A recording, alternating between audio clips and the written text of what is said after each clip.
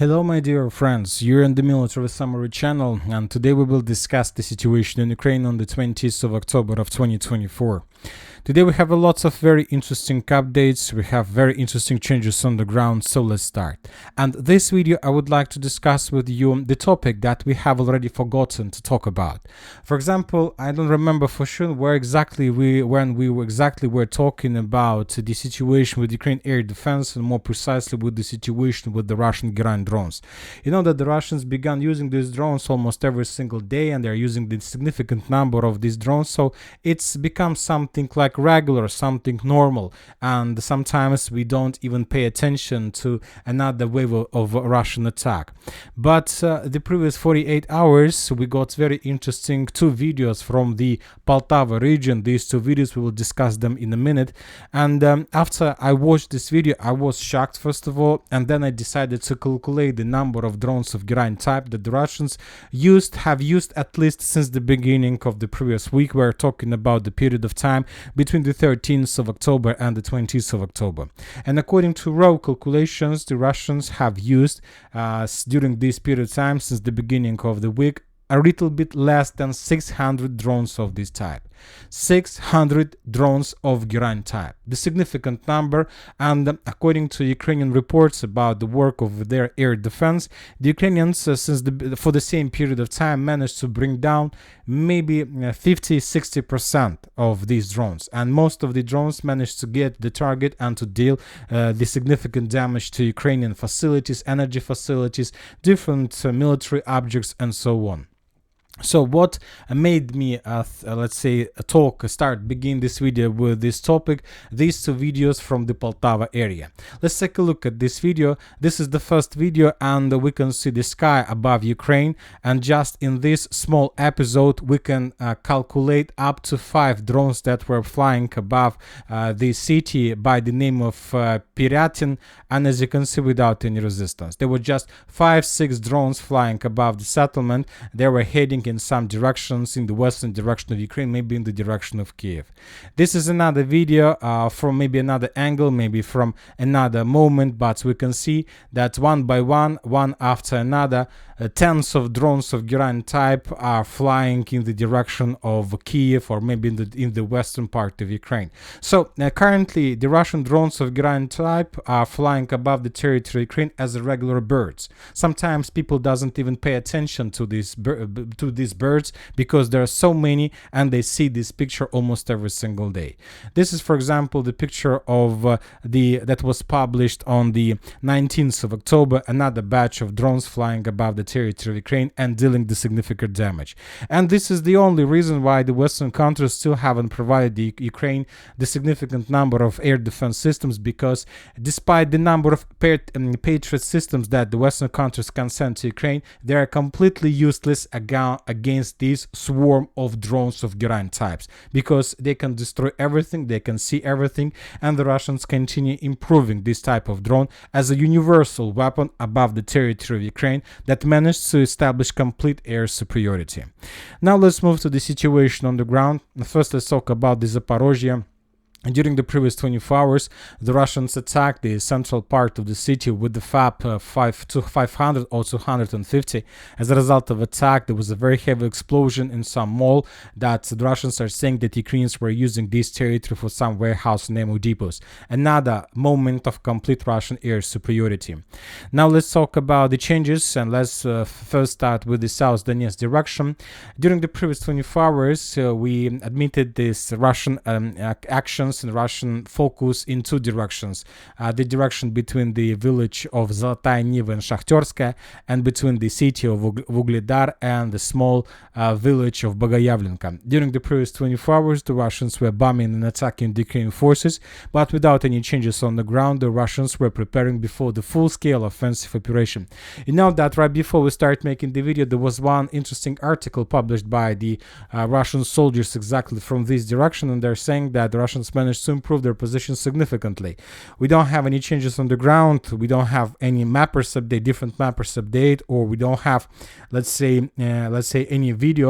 But most likely during the next 48 hours, we're going to receive the significant changes exactly in the area between the coal mine of the South Donbass number 3, Bagayavlinka itself, and the village of Yelizavetovka. So once again, according to some pro-Russian sources, there is a huge progress of the armed force of Russian Federation exactly in this area. We don't know for sure where exactly, but somewhere here. As for the village of Katerinovka, if you remember, we have adjusted the map in the gray zone favor, in no one's favor, after the post of the 79 Sermobile Brigade, which is responsible for this direction. And according to them, the Ukrainians left the city completely. So that's why there are no more Ukrainians, and the village was already captured by the Russians. But as for now, we have just small changes on the ground according to neutral mappers, so we are waiting for additional updates. But maybe during the next few days, even the Minister of Defense of Russian Federation will confirm this information. Now let's move further and let's talk about Kurakhove, where the Russians continue improving their positions along the N15 road. We've been discussing this situation for the previous 3 days after the fall of Maximilianovka, and now we have one question: how the Russians are going to move further. There are several options for the further Russian offensive operation. Some military experts are saying that the Russians are going to move between the villages in Maximilianovka and Kurakhove along 0510 road, so just a regular road that connects both cities, both villages and towns of village.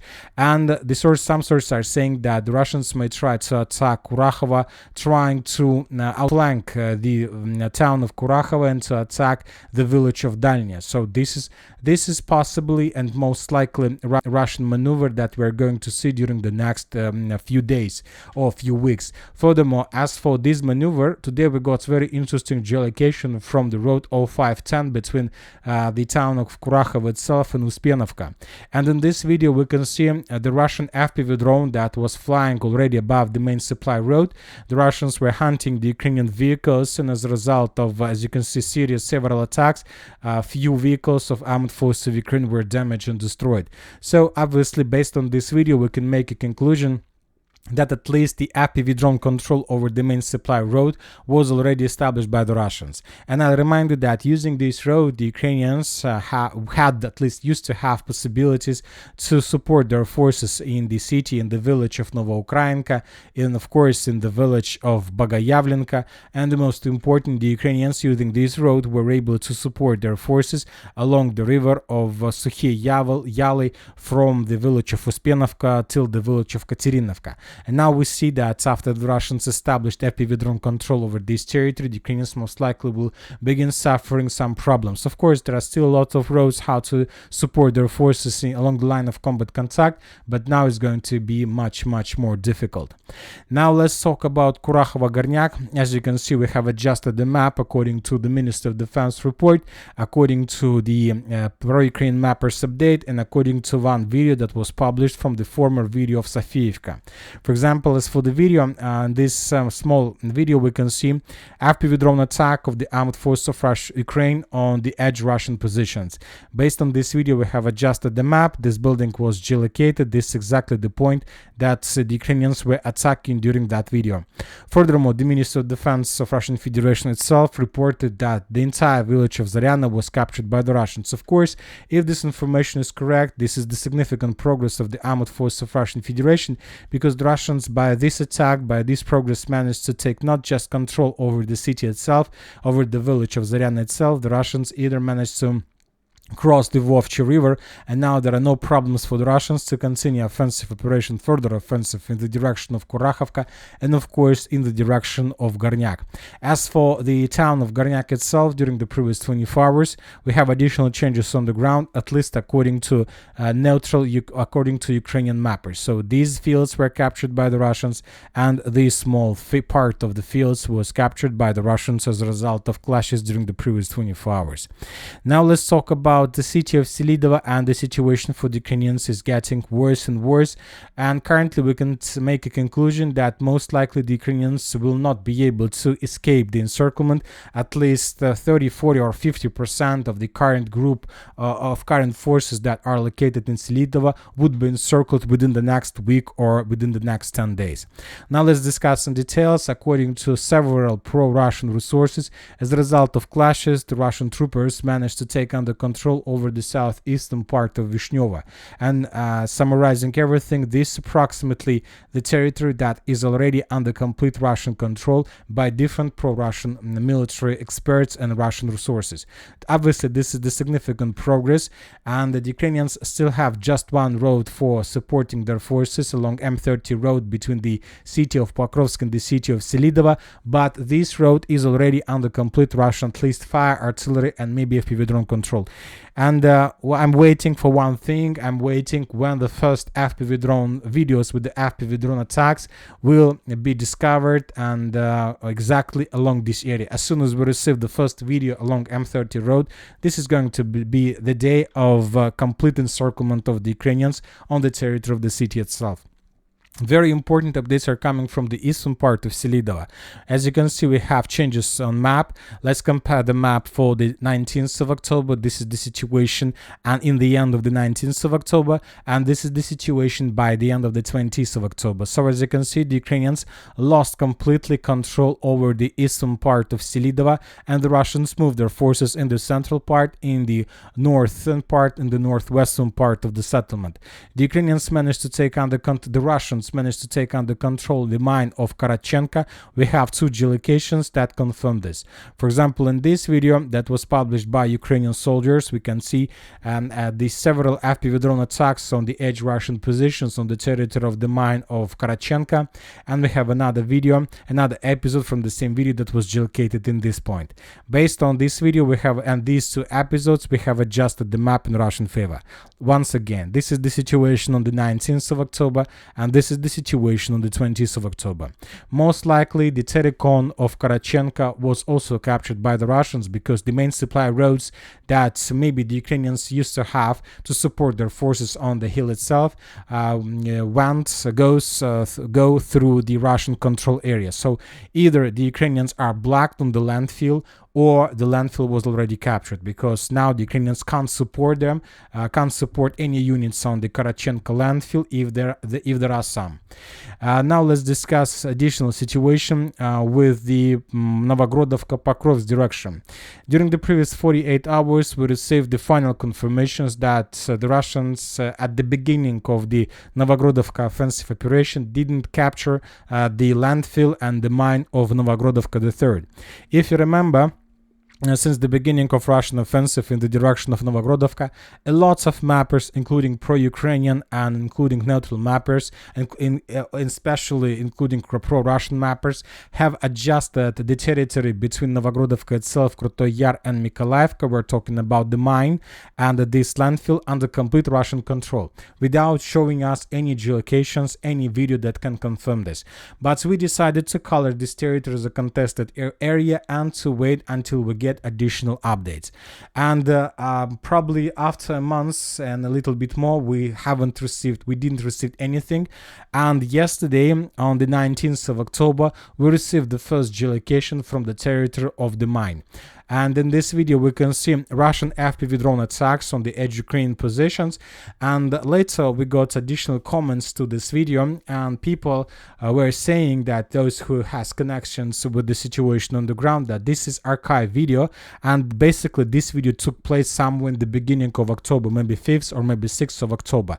So we can make a conclusion that at least on the 5th and on the 6th of October, the mine and the landfill of Novohrodivka III was already under Ukraine control. As for today, we got another video on how the Ukrainians were trying to bring additional reinforcement to the territory of the mine with the purpose to repel Russian attacks.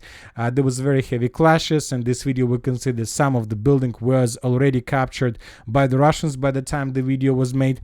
And this video confirms that there are very heavy clashes already on the territory of this mine, and maybe during the next few days, the Russians will secure the area completely. As for the current situation, the main purpose of the Russians, of course, to take under control the mine, to the landfill, and the dense network of the fortifications between Novohrodivka itself and the city of Mirnograd. Summarizing everything, the Russians are trying to reach this red line, and they will try to complete this mission, this operation, probably somewhere by the mid of November. And if the Russians are able to take everything in front of Mirnograd by the middle of November, most likely by the end of this year, the Russians will be able to take first positions on the territory of Mirnograd itself. It's very important, and basically this is vital question for the Russians to answer Mirnograd and to take significant foothold under control before winter comes and before temperature goes below zero very far and deep. They need the Russians before the 2025 comes to take under control everything below this red line. If they can do this, then they will have possibility to move slowly step by step during the winter period of time on the territory of Mirnograd itself and on the territory of Pokrovsk. Now let's move further, and as I understand, also the Russians, with the attack in the direction of Mirnograd, the Russians are planning to launch another offensive operation, and we are talking about offensive on the line between Novoalexandrovka, Vozdvizhenka, and further in the direction of N32 road, with the purpose to cut the supply and to cut the connections between the Mirnograd-Pokrovsk agglomeration with the Konstantinovka-Slaviansk-Kramatorsk agglomeration. So these two attacks the Russians most likely are planning to conduct at the same time during the next 2-3 weeks. At least as for the 20th of October, today we have a confirmation from pro-Ukrainian sources about control over the territory, and we have video that confirms Russian control over the stronghold on the southeastern outskirts of the village by the name of Vozdvizhenka. So the Russians began moving, and they will not stop until they reach the N32 road. As for the city of Toretsk, we have just one geolocation from the central part, and the Ukrainian sources published the video of how the Ukrainians were after withdrawing the Russians exactly in this point. Based on the video published by the Ukrainians, we have adjusted the map in Russian favor. The Russians are moving closer and closer to the borders of the city of Toretsk, and currently the distance between possible Russian edge positions in the central part of Toretsk and the border of the city of Toretsk is less than 1 kilometer. So very soon the battle most likely will be finished, and of course the battle will be finished in Russian favor, at least according to the geolocations and the Russian progress. As for the Sivers direction, after the Russians took under control the Bila Gora, they resumed their attempts to bomb and attack the Ukrainian positions in Verkhnyi Kamensk. As for now, the Ukrainians still hold their lines, trying to resist the Russian attacks, but obviously the Ukrainian resources are not endless, and most likely being completely under complete Russian control and visible control, most likely the Ukrainians would be forced to fall back in the very near future towards the city of Siversk, which is also under very heavy fire. The Russians continue bombing the settlement with a significant number of FAPs. Now let's move further and let's talk about the Kupyansk direction, which was already cut in two, and now we can say that most likely the Russians are planning to cut the direction in three. So what are the three directions? First, this is the northern Kupyansk direction that starts on the outskirts of Petropavlovka-Sinkovka, and the northern Kupyansk direction ends somewhere on the line between Kolesnikovka and Glushkovka. The second Kupyansk direction starts in the northern part of Kruglakovka-Sinkova, and the second middle central part of Kupyansk direction ends somewhere in the area of Nizhny Salone, and starting of the Nizhny Salone, the southern Kupyansk direction begins. So let's add some arrows, some lines to understand what we are talking about. So this is the central, this is the border between the southern and the central Kupyansk direction, and the Russian offensive operations towards the village of Sinkova is the second border between the northern and the central part as well. So this is the situation, and now we see that the Russians launched full-scale offensive between the northern and the central Kupyansk directions. As for the central, we have report that the Russians managed to improve their positions in the southern direction from the village of Vishneva and to answer the village of Stepe and the village of Kopanki, and this is approximately a Russian attempts to move further in the direction of the village by the name of Shikovka. So from the village of Kopani and Stepe, the Russians will try to move further in the southwestern direction with the purpose to reach reach the river of Oskil somewhere in the vicinity of Nizhny Salona. So by this, the Russians will complete the creation of border between the central Kupyansk direction and the southern Kupyansk direction. So they will do the same as the Russians created and made in the Pischana, or in the vicinity of Pischana.